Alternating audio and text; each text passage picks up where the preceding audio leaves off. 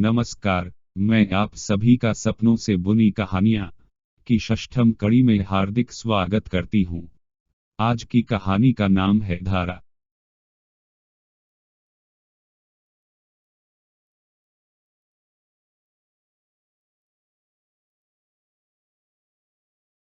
यह लेखक की काल्पनिक मौलिक रचना है। इस कहानी में सभी नाम, पात्र, व्यवसाय, स्थान और घटनाएं या तो लेखक की कल्पना की उपज हैं या काल्पनिक तरीके से उपयोग की गई हैं। वास्तविक व्यक्तियों, जीवित या मृत, या वास्तविक घटनाओं से कोई समानता विशुद्ध रूप से केवल एक संयोग होगा। षष्ठम कहानी धारा शुक्ल पक्ष की षष्ठी की रात्रि 10 बजे ब्रह्मानंद अपनी शयनशैया पर लिखता है और प्राचीन भारत के विश्वविद्यालयों का ध्यान करते हुए मंत्र जपने लगता है। थोड़ी देर में उसे निद्रा आ जाती है और वह स्वप्न देखता है कि रात का समय है। चारों ओर घनघोर अंधेरा है। वातावरण में सन्नाटे ने पूर्णतः पैर पसार रखे हैं। मैदान के बीचों बीच एक पेड़ के पास वह खड़ा है। पेड़ के चारों ओर सांप के बिल है। वह चप्पल से सांपों को डरा रहा है। सांपों के पास एक मुखी रुद्राक्ष पड़ा है। जैसे ही सांप बिल में जाते हैं वह रुद्राक्ष को उठा लेता है और बिल से दूर खड़ा हो हाथ में लिए हुए रुद्राक्ष को आराम से निहारने लगता है।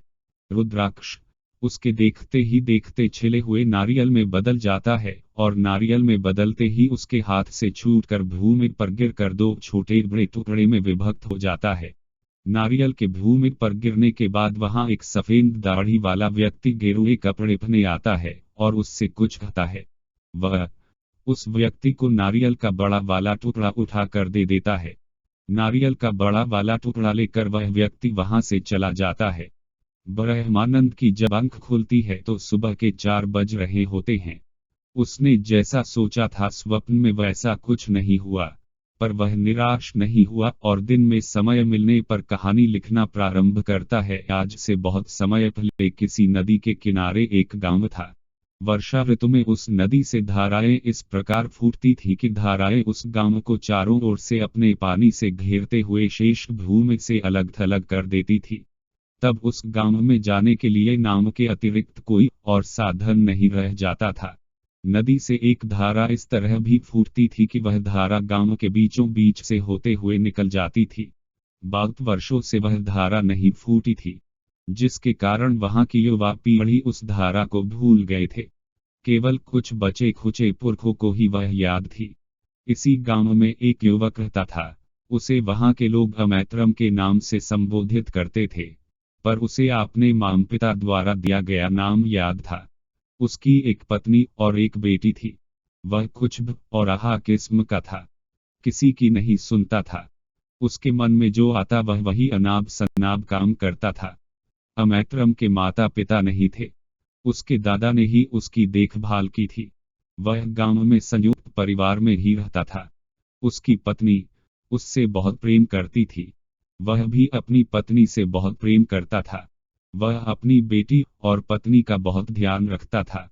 उसके दादा की मृत्यु के बाद उसके यहाँ अलगा बिलगी हुई, जिसमें उसे जो भूमि मिली उसमें से कुछ भाग पर उस धारा का एकाधिकार था, जिसे सब भूल गए थे। वह उसी भाग में झोपड़ी बनाकर रहने लगा। वह स्वयं के खेत पर खेती करने के साथ साथ दूसरों के खेत पर भी काम करने लगा। एक दिन गांव के एक पुरखे ने उसे रोका। पुरखा, बेटा, तुम्हारी झोपड़ी धारा के मार्ग में है, किसी बरसात में बह जाएगी।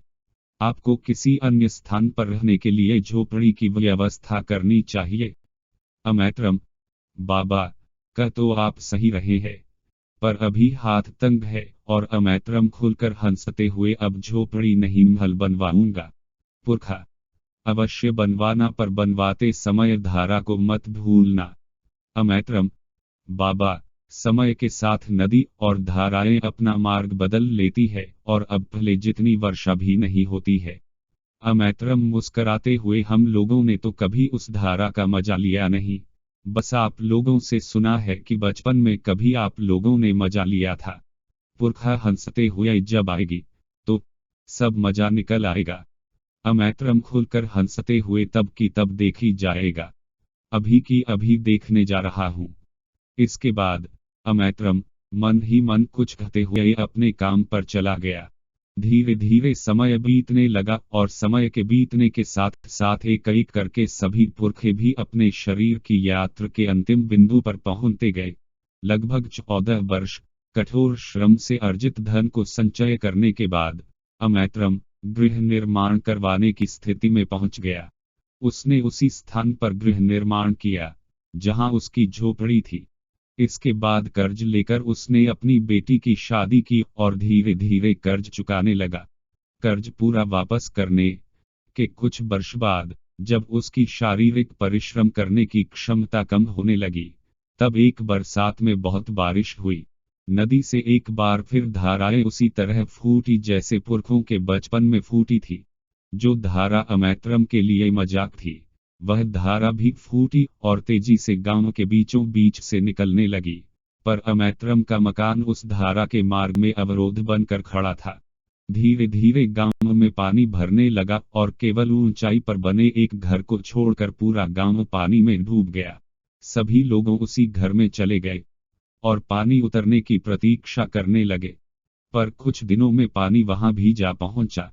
गांव की ऐसी बुरी स्थिति देख अमैत्रम ने अपना मकान तोड़ने का निर्णय लिया। वह अपने साथ गांव के कुछ युवक लेकर अपना मकान तोड़ने लगा। धारा के वेग से कमजोर हो चुका मकान शीघ्र ही टूट गया। मकान के टूटते ही गांव का पूरा पानी निकल गया।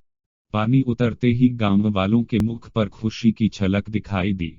एक पल के लिए अमैत्रम भी मुस्कराया, पर अगले ही पल वह बहुत दुखी हो गया। इसके बाद फिर कभी किसी ने उस धारा के मार्ग में अवरोध उत्पन्न नहीं किया और अमैत्रम को पुनः कभी किसी ने अमैत्रम कहकर संबोधित नहीं किया। इस काल्पनिक कहानी को सुनने के लिए हम आप सभी को धन्यवाद करते हैं। हम आप सभी से अगली कड़ी में पुनः मिलेंगे एक नई कहानी के साथ। तब तक के लिए नमस्कार।